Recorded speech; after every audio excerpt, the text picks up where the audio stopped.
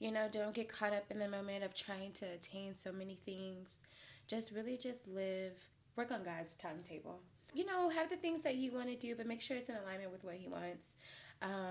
His timing is just so important. When you work on His timing and not yours, it'll save you a lot of frustration. Hey y'all, I'm Ashley White, the host of Joy on the Journey podcast, a weekly podcast all about finding, defining, and maintaining joy on the journey of life. I have promised weekly interviews with women that are making a difference in this world. And today's guest, y'all, I'm so excited. So excited because I've been following her journey on social media for a while, and I'm so excited that she has graced our presence.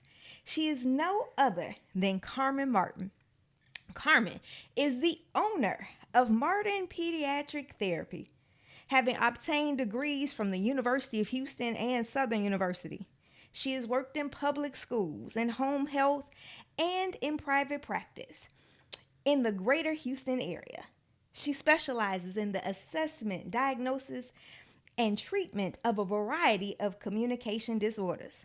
She is passionate about building meaningful relationships with clients, families, and to achieve functional communication skills.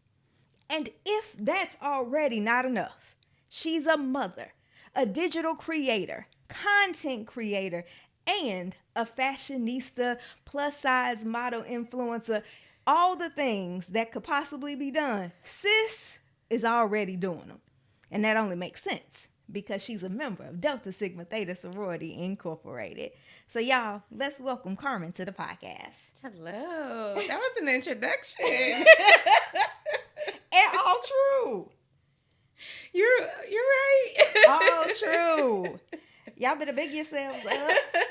But Carmen, we are so happy to have you on the podcast, and I'm so excited to get to hear more of your journey. Yes, and I'm happy to be here. Thank you for having me. Absolutely. So we start the podcast every week by asking guests the same question. Mm-hmm. How does joy show up for you? Have you defined joy? Joy it's an internal feeling of happiness, of satisfaction, of contentment, and it's like I have to think of it as like nothing external can impact what external can impact, my well-being, because joy it just resonates with me. It's a mindset. I believe you have to choose joy. Whatever you're going through, you may be sad, but you have to choose joy, because if not, you'll be always in a place of just dissatisfaction or just wanting more. And, you can't get more if you're not satisfied with what you already have. Oh, that's a word. That's a word. So how did you come to this place of knowing God will grant you more when you realize and are grateful for what you currently have? I just believe that, therapy. Okay. Therapy really helped me, because I felt like I was always chasing something. Like I need more. I want to do this. I want to do that. I want to do, and it was just like, hey, let's stay present. Let's stay present. Let's be grateful for what you have around you, and all that you do eventually want, you can get. It's obtainable, but just be present. Yeah. Oh, that's good. And so have you had moments where you had to sit in the stillness of this? God, thank you for this. I thank you for this. Yes. And I'm like, I have to thank him for everything. But, really, you truly do have to thank him for everything, because he gives you everything. Absolutely. So, yeah. Absolutely. Well, thank you so much for sharing. Listen, we're just getting started, but have you subscribed to the channel? And if you have you turned on the notification bell? And we're also on Apple Podcasts and Spotify. Comment and give the podcast a good rating. So the second phase of this interview or discussion is to get into your joy journey. And as I mentioned, sis does everything. So I was like, how do I even begin to tap into where you are and where you're going? But let's start with one of your most recent endeavors, motherhood. Yes. Oh, y'all hear that? Yes. Your baby girl recently celebrated her first birthday. So congratulations, Mom. You did all the things. Thank you. You did all the things to make it here and for her to make it here. What has surprised you the most about your motherhood journey? Well, I can't plan anything. Mm. I'm not going to say I can't plan anything. It's really, again, living in the moment, being present, showing up, and, plan with flexibility. Okay. Planning with flexibility. I want things to go just like this and this like that. Well, sometimes Carly, that's my daughter, she has other plans for us. She got her own agenda. Every time. And what do you hope as she learns from watching you? Wow, that's a good question. I hope she learns to be herself, to be herself, to be authentically who she is, not letting anyone dim her light, and whatever she wants to strive for, that the dream is never too big, that she can do whatever she wants as long as she puts in the work.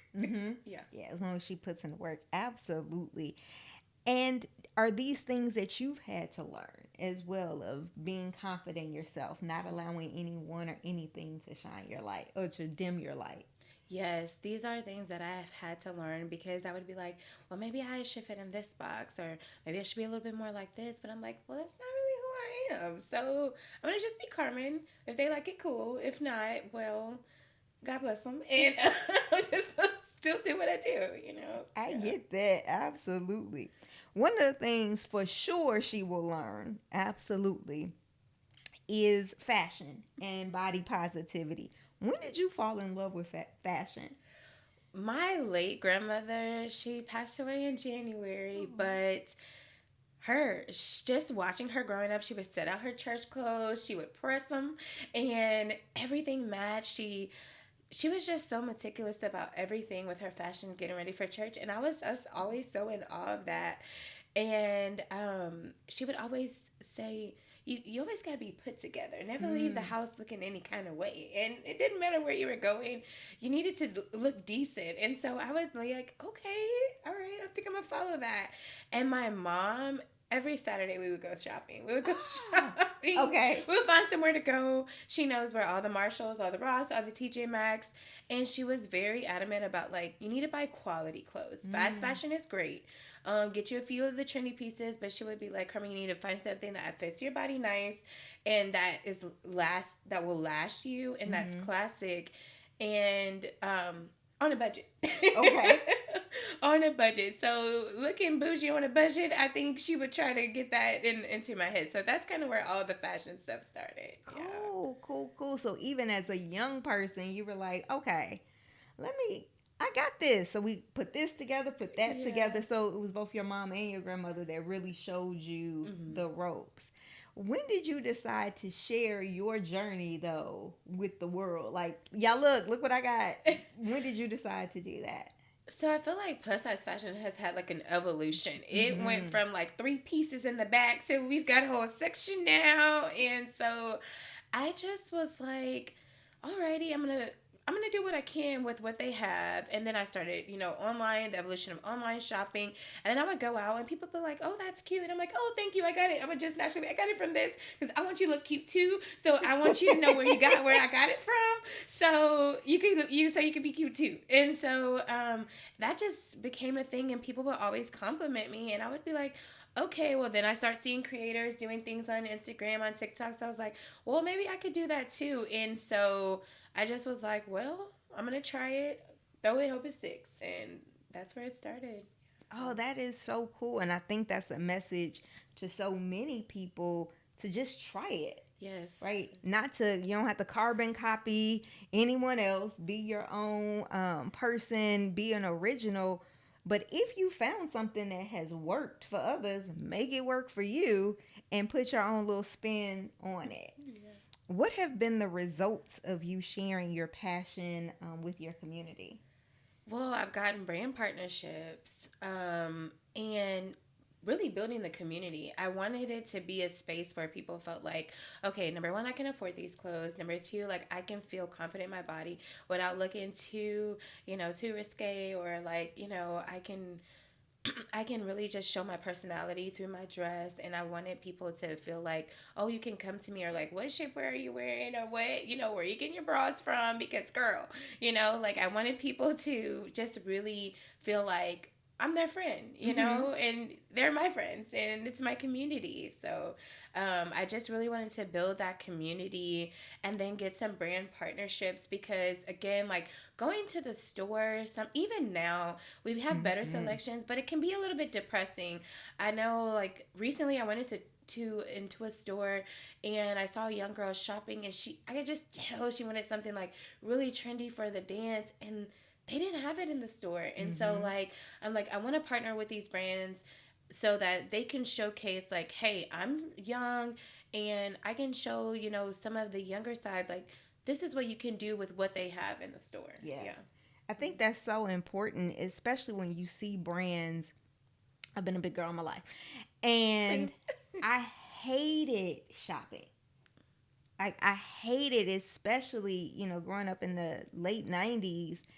All I could wear was boy clothes, because it was either be dressed in boy clothes or look like I was 42 going to work. And I was like, I have no need. I am 12. I have no need for a blazer with shoulder pads. That's not going to work. Yes. And I think I need to talk to my therapist about this, but I realized there's trauma there for me.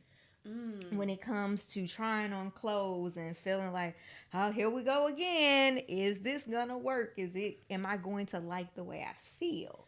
And it wasn't until somebody really showed me how to mix and match and identify what works well on my body, yes, to be comfortable in it. So thank you for helping us to follow your journey. And to not hold on to when you find a good deal, be like, y'all, such and such is having a bra sale. Not going to necessarily say the company, but they having a sale. Y'all, go stock up, because stuff expensive. Yes. But no, that's really important. How did you go about coming out of your comfort zone and seeking partnerships with brands? Well, I had some really good friends. They were on journeys, like a content journey too. And we're like, okay, we can't do this by ourselves. Let's find a class. So we got in a class, and then we were comfortable with the class, and we just kind of started just reaching out to brands like, hey, this is our following count. This is what we're doing. This is our engagement. Like, we would love to collaborate with you. And then, give them our why. And then I would pitch like 30 people, and maybe one person would get back to me 6 weeks later. And so I was just like, well, I'm going to just keep doing what I'm doing, and hopefully someone, and it's actually until maybe like within the last year or so, where like I don't even have to reach out anymore. People are reaching out to me, and I don't even post as much anymore. It's not as curated. I'm just like, well, I'm just posting what we're doing, and what we're doing is very authentic. So but I think that does resonate with women, especially, new moms, and trying to figure out, how do I still want to look cute, even though I got my baby and she cute. I would like to match her fly, but I don't have time to sit in the mirror and do all the things. How can I still be fashionable but be casual and not have the time effort involved? Have you found that your style has shifted since you've had a baby? Yes. People ask me that, and I'm like, no, I'm still the fly girl, and I am still fly, but it's a different kind, I'm like, well, when we're going some places, I might have to chase, I may have to like lift up really high. So I just need to make sure I'm comfortable, and I don't want to be, bending out and showing everything I got. And so I do think it has changed. Yes. Yeah. And I've built more so of a capsule wardrobe instead of like just like trendy pieces or pieces with a lot of prints and stuff. I'm like, I need to be able to repeat this stuff and be fine with it. And so it has changed. It has. Okay. Very cool. So we also have to talk about, as I said in the introduction, you are the owner of Martin Pediatric Therapy. What's that like to add another venture onto an already full plate? It is a lot, but I have a village. I have great friends and great family and people that just support me, even on my online community. People, I just have so much support and God. Every day I'm like, you told me to do this and I'm tired. But this is what you said to do. So how are we going to do this? And every day and every time I feel like giving up, there's a little push, there's a little sign that just keeps telling me like, well, number one, this is for you, this is about you, but it's not all about you, you know. And so you're working for, again, for a community, so that just keeps me pushing forward. Yeah. So, what do you hope to be able to do? Who are you trying to help through Martin Pediatric Therapy? So I'm trying to help all of our babies, but specifically our, our culturally diverse babies. And just in the special education community, we just don't have a lot of knowledge in our community about it and the services. In my area in Pasadena, there is not a lot of therapists. I just want to be able to be someone that can relate to them and know their kind of stories. I also grew up there, so I know the story, I know the culture, I know the community, and so I just want to reach, our community. Yeah. And why now? Well, there comes a time when you start getting uncomfortable. And when you start getting uncomfortable, it's time to move. Also, one of my grandmother's last words to me was, you got to get up and do something. And I'm like, huh? I'm like, what do you mean? And I'm like, and at that time I was fasting and praying, like, what should I do with my life? And it just resonated with me. You got to get up and do something. And Martin Pediatric Therapy was something I've always had a dream of owning my own practice. But I was like, yeah, but that's a little bit too much work. I'm not trying to do all of that. And then it was like, people and things just kept like, just signs just being like, no, this is your next venture. And so I was like, all right, I'm going to go stepping into it. Here's another thing. Yeah. Oh, that's so cool. And, this podcast came to be because of, the loss of my grandmother and needing to find purpose after. And I just thank God for praying grandmothers who have planted seeds in us that while they may not physically be present to see the fruit of their labor and their prayers, we know that they are with us, that God is actually answering their prayers for us, and just so grateful. I want to thank you for your service, for making sure that the next generation of leaders are being helped and lifted because of the work and the service that you do, that they're not being left behind or othered, right? Because it's so easy for people to dismiss children that may not be on the same academic level as others. But thank you for seeing them, for seeing their value and their worth. And I just pray that God will continue to use your hands to do incredible work. Thank you. How can someone get in touch with you if they're in the Pasadena, Texas area? How can they get in touch with you? So I do have a Facebook page and I have a website. So if you go on my Facebook page, Martin Pediatric Therapy, you can reach me there. I have my phone number. I always have an open line of communication, and you can start there. Absolutely. So y'all get in touch. But before we let her go, we got to talk about something very special. Y'all know this podcast came to be, yes, because of my grandmother's transition, but also because I had turned 40. And I tell everybody, when you hit that 0 birthday, you really start, Lord, now, is this what you told me to do? And so my good sis here just entered into her 30s. So I want to ask, as you have, I'm sure, reflected on your 20s, what was the greatest lesson that you learned? And what's the greatest lesson that you would like to share with somebody that's also in that transition from their 20s to their 30s? Just live. Just live. Don't get caught up in the moment of trying to attain so many things. Just really just live and work on God's timetable. Have the things that you want to do, but make sure it's in alignment with what He wants. His timing, his timing is just so important. When you work on his timing and not yours, it'll save you a lot of frustration. Tell the people. It'll save you a lot of frustration. I'm still working on being with his timetable too, because I'm like, I just to live and just to work on God's timing. Yeah, do whatever you want to do, whatever you ever dreamed of as a child. Just do it. Just like really, just live, because when you start having kids and you start moving up in your career, you don't have as much freedom. But if I can look back on my 20s, I lived. Oh, good. I Good. lived. Yeah. That's good. That's good. Because you don't get that time back. No. So the final segment is your journey ahead. So we talked about the 20s, and now you're in this new decade. So what do you hope, what do you pray that your 30s will represent? I pray my 30s represent the fruit of the labor that I've been putting in. When you start a business, when you become a new mother, there's no sleep.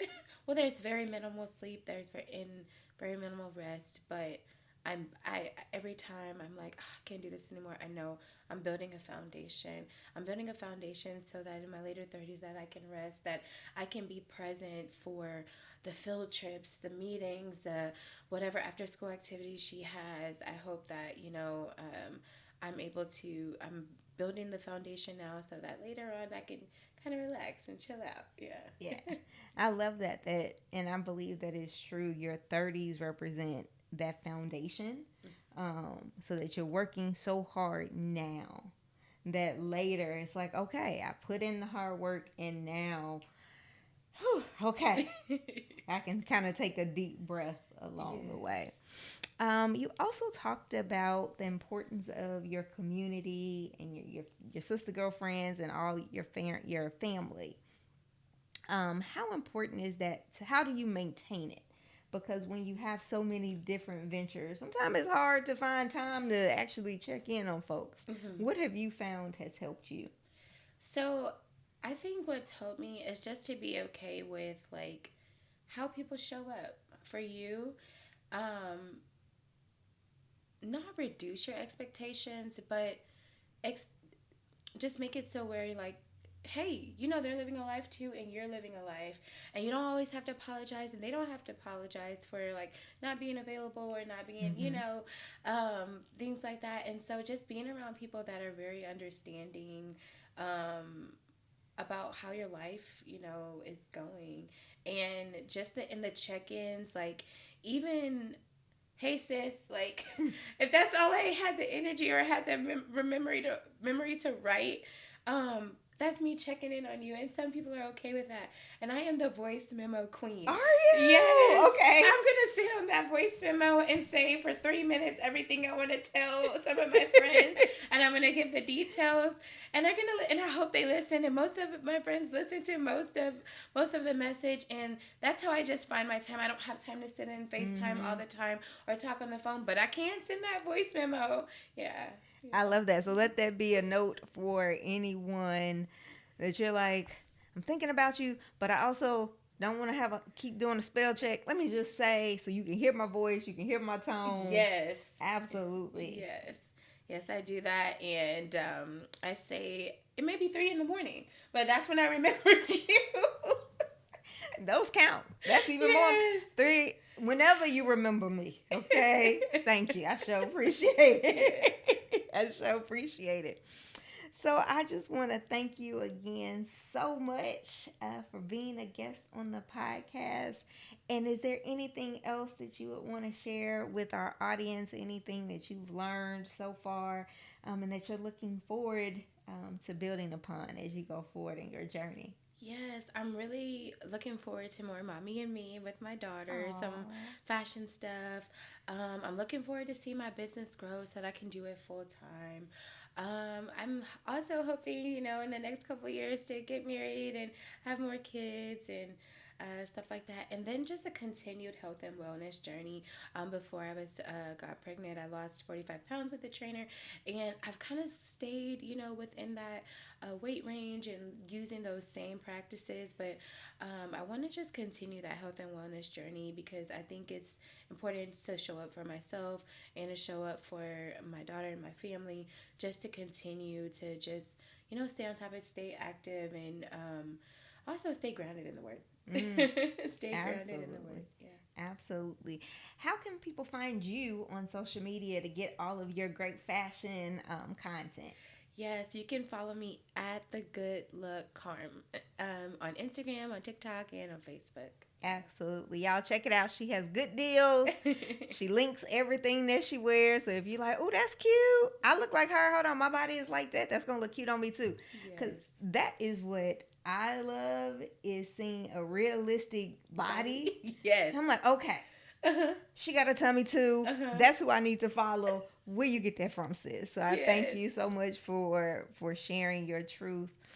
Y'all, please get in touch, support her business, support her content, like, share, and subscribe, and let us know what was the most impactful comment from today's episode. How are you authentically showing up for yourself?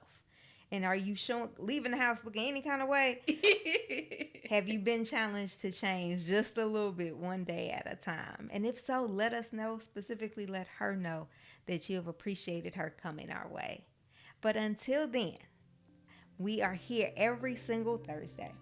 May God increase your joy, grant you strength for the journey, and give you the courage to tell your story. Bye, friends.